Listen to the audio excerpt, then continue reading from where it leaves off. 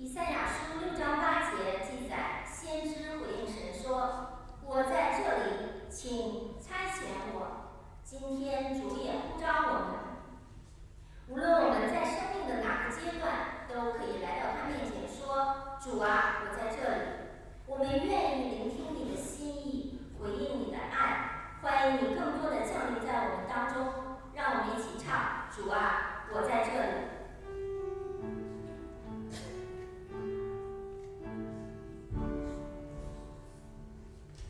主啊，主啊，我在这里，求你，求你听我心语，我愿献全身当作活祭，遵行神旨意，求你欢喜。你曾为我舍留你的自己，我怎能对你无情无义？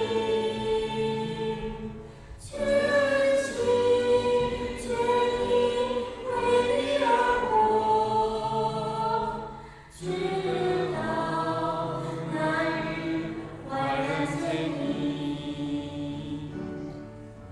主啊，主啊，我在这里，求你，求你听我心语，